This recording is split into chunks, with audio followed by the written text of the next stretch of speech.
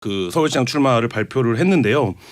뭐 말씀하셨지만 좀 갑자기 출마 선언을 해서, 왜냐하면 18일 전까지만 해도 절대 서울시장은 출마하지 않겠다 이렇게 공개적으로 얘기를 했었는데, 갑자기 이제 그 출마 선언을 해서 이걸 좀 어떻게 봐야 하느냐, 오늘 아침 일간지. 근데 이제 일요일의 남자라는 별명이 결국엔 일요일이 여러 가지 이제 뉴스가 별로 없고 이렇기 때문에 월요일자 뉴스에서 자기의 주장이나 목소리가 반영될 확률이 높고 이제 볼륨이 커질 확률이 있다라고 보면, 저는 이제 이분이 세 번째인가 제 기억에 네 번째 지금 일요일 날 기자회견을 하는 것 같은데, 뭐 오늘 아침 신문들을 보니까 본인이 이제 원했던 효과는 좀 달성이 된 것 같은 지면들이었습니다.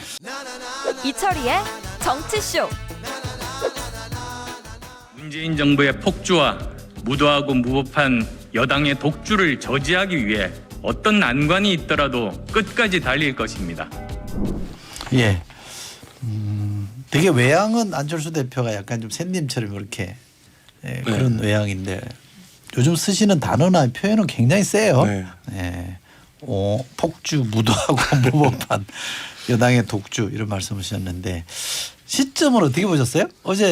어제 하신 거죠? 네, 근데 이제 이게 보통 이제 안철수 대표의 원래 이제 기자들이 부르는 별명이 일요일의 남자인데요. 아, 그래요? 네, 그러니까 이분이 이제 보통 중요한 결정을 하실 때 토요일 밤에 문자를 보냅니다. 그럼 이미 토요일 밤에 내일 왜 기자회견을 하는지를 알아내야 되는 상황에 빠지고, 이제 기자들이 보통은 토요일 하루를 쉰다고 얘기하는데, 그러면 이제 제일 이제 일이니까 해야겠지만 어쨌든 좀 힘든 상황. 예, 이랬는데 뭐 이번에도 마찬가지로 토요일 밤에 갑자기 기자회견을 하겠다.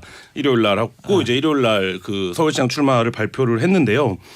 뭐 말씀하셨지만 좀 갑자기 출마 선언을 해서, 왜냐하면 18일 전까지만 해도 절대 서울시장은 출마하지 않겠다 이렇게 공개적으로 얘기를 했었는데, 갑자기 이제 그 출마 선언을 해서 이걸 좀 어떻게 봐야 하느냐, 오늘 아침 일간지. 근데 이제 일요일의 남자라는 별명이 결국엔 일요일이 여러 가지 이제 뉴스가 별로 없고 이렇기 때문에 월요일자 뉴스에서 자기의 주장이나 목소리가 반영될 확률이 높고 이제 볼륨이 커질 확률이 있다라고 보면, 저는 이제 이분이 세 번째인가 제 기억에 네 번째 지금 일요일 날 기자회견을 하는 것 같은데, 뭐 오늘 아침 신문들을 보니까 본인이 이제 원했던 효과는 좀 달성이 된 것 같은 지면들이었습니다. 뉴스를 이렇게 만드는 쪽이라 해야 되나? 생산자 쪽에서 보면 안 좋은 뉴스는 되게 금요일 날 발표하죠. 그렇죠. 예, 금요일 정부 정책 중에 뭐 지표가 안 좋다거나 이러면 금요일 오후에 나오는 경우들이 그쵸. 있죠. 삼성 재판 이런 거 다 네, 맨날 그렇죠. 금요일. 예. 그렇죠. 그럼 이제 휴일에는 좀 덜 회자가 되니까 그런데, 되게 이제 저희가 국회의원 할 때도 요거를 어떻게 좀 해보고 싶다 그럴 때는 일요일 날 많이 하죠. 월요일 날 되게 이제 신문 기사가 많지 않으니까. 그렇죠. 근무자가 이제 절반이거나 그렇죠. 하니까. 예. 기사가 커지니까 그런 요령을 피우긴 한데, 너무 빈번하게 쓰면 기자들이 싫어하죠. 싫어요. 이날도 제가 이제 저도 어쩔 수 없이 이제 뭐 SNS에 기자 친구들이 많은데 토요일 날 밤에 아주 난리가 났더라고요. 짜증들 막 냈겠네. 네. 배경은 뭐라고 보세요? 갑자기 이렇게 한. 뭐 여의도의 분석은 뭐 여러 가지가 있는데, 공식적으로는 이제 문재인 정부에 대항해서 반문연대를 통해서 대선까지 가는 이제 7분 동선을 만들겠다. 서울시장 선거를 지면 야권이 전망이 없다. 이게 이제 공식적인 건데, 근데 이분이 18일 전에도 상황 같았거든요. 네. 18일 전에는 죄송합니다. 서울시장은 아니라고 했는데 왜 갑자기 나왔냐라고 하는 거에서, 여론조사 전문가들은 일단 윤석열 지지율 얘기를 하시는 분들이 많이 있더라고요. 제가 전화 통화를 좀 해보니까, 그러니까 본인의 지지율이 윤석열 지지율의 상당 부분 잠식돼 있기 때문에 이 지지율 현상이 오래 갈 거라고 보여지기 때문에 본인이 대선에 바로 가는 게 크게 이제 의미가 없어지는 상황이 됐다. 지금 이제 이분이 국민의당 대표인데 이게 세 석밖에 없거든요. 그러니까 사실상 여의도에서 거의 최근에 목소리를 찾아볼 수가 없는 상황이어서 당에 대한 이제 인지도도 떨어지고 관심도 떨어지고 하니까, 어쨌든 이런 부분을 본인이 이제 출마를 함으로써 좀 돌파하려고 하는 게 아니냐 이런 거고, 또 일각에서는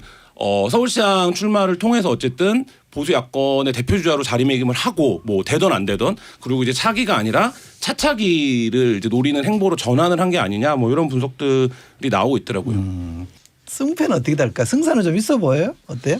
일단은 이제 뭐 선거를 여러 가지로 얘기할 수 있지만, 이제 어제 안 대표가 많이 얘기한 건 이제 구도예요. 그러니까 이제 반문연대를 통해서 야권 단일 후보로 가자 뭐 이런 건데, 그 구도 자체는 뭐 그렇게만 된다면, 그러니까 안 대표가 바라는 대로만 된다면 해볼 만하다는 전문가들이 많은데, 문제는 이 구도를 만들기 위해서는 정치적 협상과 계약이 필요한데, 그 이제 주요한 당사자가 국민의힘인데, 국민의힘의 김종인 대표가 어제 기자들 통해서 이제 보도된 공식적인 이제 발언이 뭐냐면 반응하지 말라는 거였다라고 하거든요. 이게 굉장히 가혹한 평가입니다. 그러니까 아예 그 건에 대해서 정치권에서 뭐라고 말을 해줘야 자꾸 이게 이제 굴러가는 판이 되는데, 아예 반응하지 말아라 이렇게 얘기했다라는 건 김종인 비대위원장 차원에서는 아직까지는 안 대표랑 손을 잡을 생각이 없다라고 한다면, 안 대표가 원하는 이제 말하자면 반문 단일 후보가 가능할지 이거는 좀 더 지켜봐야 되지 않을까 싶습니다.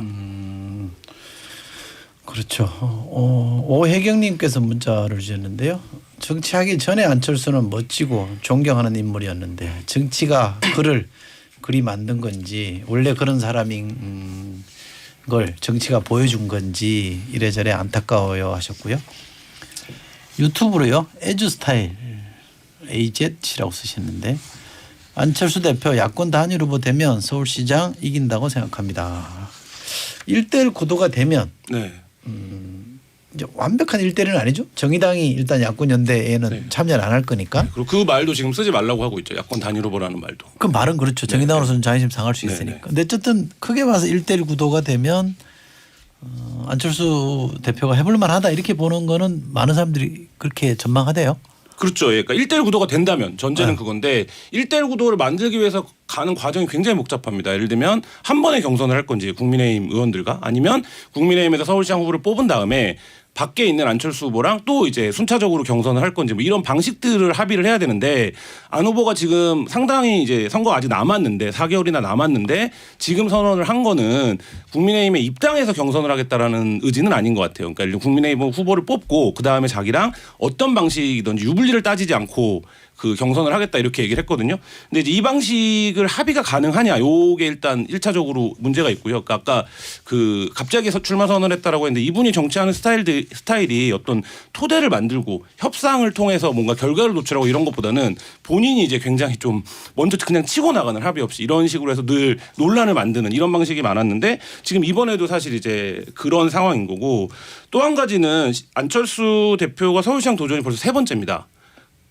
그렇게 되나요? 네, 기억하시겠지만 2011년도에 이제 박원순 전 시장한테 양보를 했죠. 양보했죠. 이때 지지율이 50%가 넘었습니다. 네. 근데 그때 절대적이었죠. 절대적이었죠. 그래서 굉장히 아름다운 양보다 이런 평가를 받았는데, 2018년도에 독자적으로 나왔고 이때는 노선이 달라졌죠. 그러니까 중도 노선을 표방을 했는데 이때는 19.55%가 나왔거든요.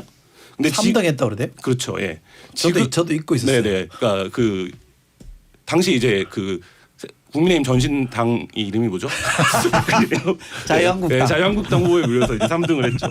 근데 이제 지금은 그때 기록했던 19.55%도 사실 못 얻고 있는 상황이거든요. 10%대인데 왔다 갔다 하는데, 근데 이제 그러면 과거의 도전보다 훨씬 파괴력은 떨어진 상태에서 자기를 중심으로 해서 후보들을 모으는 이런 판을 실제로 만들어낼 수 있느냐, 이런 데서는 좀 회의적인 전망이 더 많은 것이 사실입니다. 자, 요 문제는 이렇게 하고 2부도 이쯤에서 마감하고요. 세 분과 함께 저희는 3부에 다시 돌아오겠습니다.